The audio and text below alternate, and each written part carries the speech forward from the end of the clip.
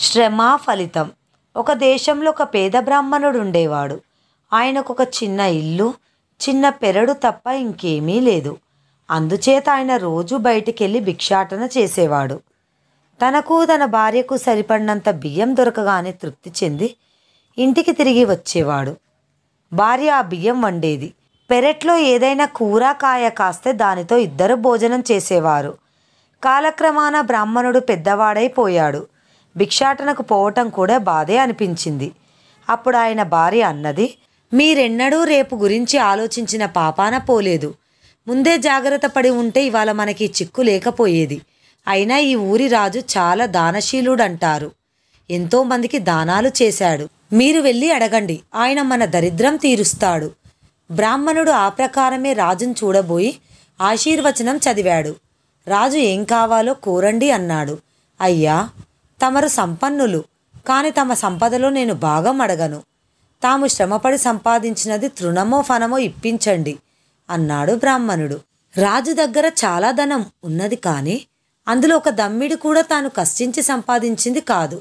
ఈ బ్రాహ్మణుడికి ఏమన్నా ఇవ్వాలంటే తాను కొత్తగా సంపాదించవలసిందే. రాజు బ్రాహ్మణుడితో, అయితే రేపు సాయంకాలం కనిపించండి అన్నాడు.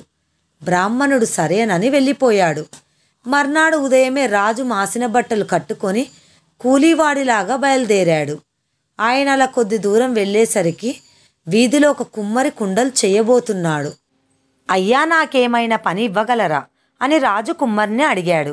పనికేం భాగ్యం, నేను సారె మీద కుండలు చేస్తాను, నువ్వు మట్టి కలుపు, పొద్దుకేదాకా పని చేసావంటే 4 రూపాయలు ఇస్తాను అన్నాడు కుమ్మరి.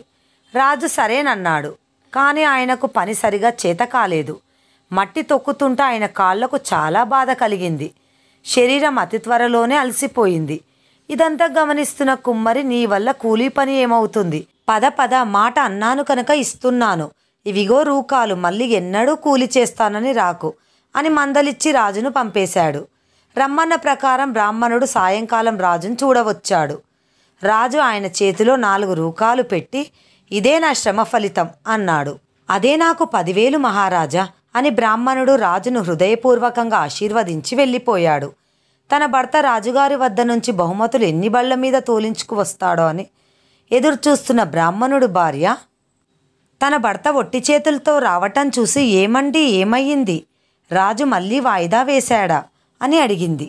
లేదు, దానం తీసుకొనే వచ్చాను, ఇవిగో 4 రూపాయలు అంటూ బ్రాహ్మణుడు 2 నుంచి తీసి భార్య చేతిలో పెట్టాడు.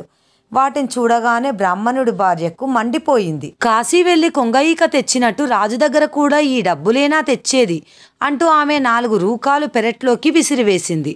అప్పటికే చీకటి పడిపోయింది. అందుచేత బ్రాహ్మణుడు వాటి కోసం మర్నాడు తెల్లవారి వెతుకుదామనుకున్నాడు. మర్నాడు ఎంత వెతికినా రూపాయలు దొరకలేదు.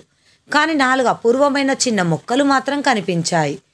చూస్తుండగానే ఆ 4 మొక్కలు అందంగా ఏపుగా పెరిగాయి. త్వరలోనే వాటికి కాయలు కాసాయి. బ్రాహ్మణుడు భార్య ఆ కాయలు కోసి ఏ రుచిగా ఉంటాయో చూద్దామని వాటిని తరిగేసరికి కాయల నిండా ముత్యాలు కనిపించాయి. ఆ పేద దంపతులు తమ కళ్ళను తామే నమ్మలేకపోయారు. ఆ ముత్యాలను తీసుకుపోయి చూపితే వర్తకులు, కామసాలులు అవి మేలు రకం ముత్యాలేనన్నారు.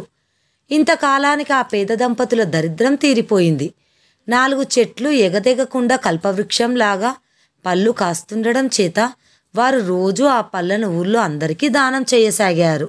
కొద్ది కాలంలోనే ఆ ఊరి రాజుకు ఈ బ్రాహ్మణుడి సంగతి తెలిసింది. తనను శ్రమదానం యాచించి 4 రూపాయలు మాత్రమే పట్టుకుపోయిన ఈ బ్రాహ్మణుడికి ఇంతలోనే ఇలా సిరి ఎత్తుకోవటానికి కారణం రాజుకు బోధపడలేదు. ఆయన ఆ విషయం తెలుసుకుందామని బయలుదేరి బ్రాహ్మణుడి ఇంటికి వచ్చాడు. అయ్యా, ఆనాడు మీరిచ్చిన 4 రూపాయలు నేను ఖర్చు చెయ్యనే లేదు. నా భార్యకిస్తే ఆ మలిగి వాటిని పెరట్లో పారేసింది. మర్నాడవి దొరకలేదు గాని ఈ వింత చెట్లు మొలిచాయి. వీటి నుంచి మా తరతరాల దరిద్రం తీరిపోయింది అన్నాడు బ్రాహ్మణుడు. శ్రమ ఫలితం విలువ రాజుకు అర్థమయ్యింది. ఆనాటి నుంచి తానేగాక తన ప్రజలంతా శ్రమ ఫలితంపై జీవించాలని రాజు శాసనం చేశాడు. కథ సమాప్తం.